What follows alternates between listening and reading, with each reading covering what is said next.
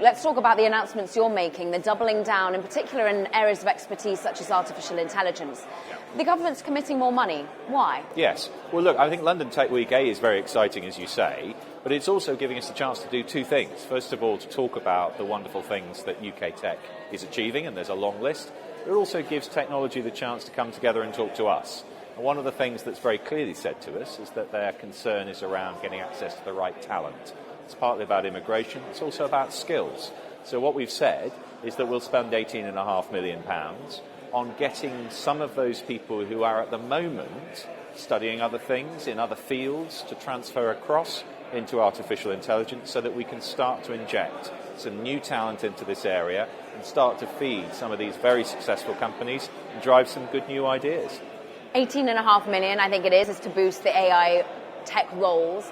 How do you get the message out to those who might be converting into a role of AI that might not know about it? Well, I think the message that AI is exciting, that it is expanding, is getting out there, and I think London Tech Week helps us to do that. So I think people are expressing an interest, and now what we've got to do is match the right people to the right positions. There are huge numbers of new opportunities out there. We've got to get people into those new opportunities. It's also important to do something else, though, which is to make sure that from government's point of view, we're helping to develop the ethical framework that go alongside these technological developments, because artificial intelligence is very exciting, but for many people it's quite scary too. And I think we have to make sure people are reassured that, for example, the data that they own and that they will supply, which will drive these artificial intelligence developments, will be properly protected and looked after. So some of these ethical frameworks that go alongside artificial intelligence are really important too, and we need to do that as well. Talking of ethics, there's also the talk of overseeing social media, its role, its relevance, the performance it plays in monitoring itself. It's a big talking point on Capitol Hill in the US at the moment. Is this still front of mind for the UK government at the moment? Very much so, and what we're doing is world leading.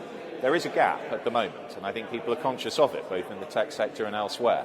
If you're on broadcast media, as you and I are now, and you behave badly, then there are controls to that bad behaviour. There's a regulatory structure. Same is true in print media, same is true out on the street. It's not true in the same way online.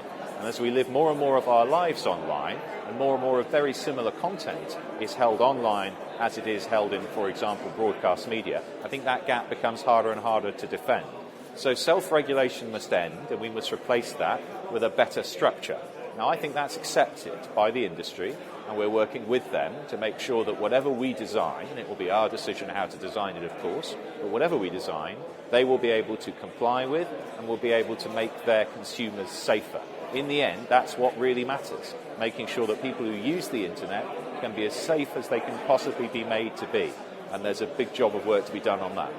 So you're thinking about the consumer, you're thinking about those growing businesses, access to talent, access to capital, but also access to infrastructure.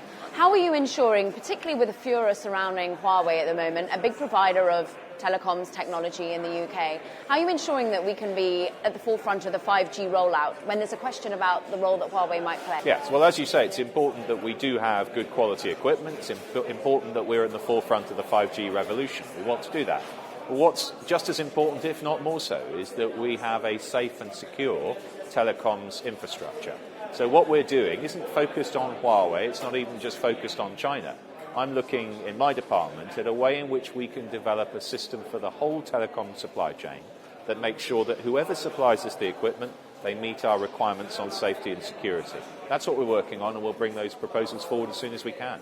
Will the National Security Council come to an end to its review in terms of providing? Well, I can't say exactly when the decisions will be made, and of course you'll be conscious of the fact that the Americans have made decisions very recently that we need to take into account, which in a hugely interconnected telecoms world will have an impact on Huawei and on other suppliers of telecoms equipment. We need to work through the consequences of that before we make a decision, but we'll do that as soon as we can. How difficult does it make it, the US decision to blacklist Huawei? Well, I think, as I said, this is a hugely interconnected world, so you can't pretend that the decisions made in other parts of the world don't have a bearing.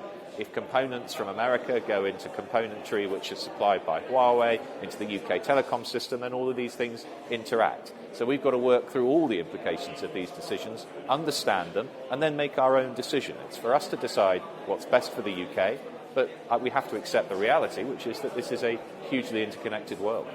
Your background of a lawyer coming into play in a big way, I'm sure.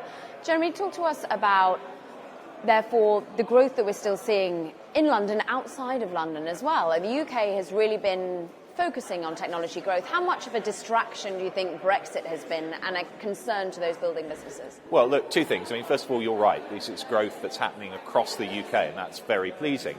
We're seeing huge growth in places like Manchester. If you look at the report that came out today, the cities that are being talked about in the creation of these job opportunities are Oxford, Cambridge, Reading, Newcastle and Belfast. So they're all across the country. In relation to Brexit, people are concerned that when we leave the European Union, if you're in the tech sector, you'll still have access to the talent you want to bring in. And some of that talent comes from the European Union. But what will happen, of course, as we leave the European Union is we will be able to design our own immigration system. And we should do that, if we're sensible, and I hope we will be, in a way that makes sure we bring in the people we need and want.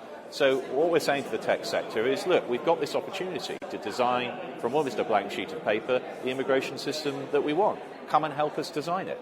Come and tell us what it is you want to see in our immigration system that will enable you to continue to access that talent. We've already made available routes of access for those who are talented in the tech sector, whether they're innovative visas, startup visas, and other things. So we've already shown, I hope, that we are welcoming that kind of talent, and we will continue to do so. Brexit is a distraction. I'm going to distract you some more on it. What about the leadership race in the Conservative Party? Are you backing anyone at the moment? Yes, so I will be backing Sajid Javid. I think there are some good candidates in the race, but my judgment is that what you really want in the next leader of the Conservative Party and the next Prime Minister is three things. First of all, they've got to have an imaginative solution to the Brexit impasse we're in. Second of all, just as importantly though, you must have the capacity to run the government. You must have the managerial ability to do that. Sajid has run major departments of government. He has experience in the business sector too. I think he has that. And thirdly, you also need to have a vision of what new we can say to the electorate about Conservative government at the next election. I think this party needs to reinvigorate itself. It needs to revitalise itself. It needs to look and feel different to the electorate when it next puts its case to them. And I think Sajid can do all of those three things. That's why I'm supporting him.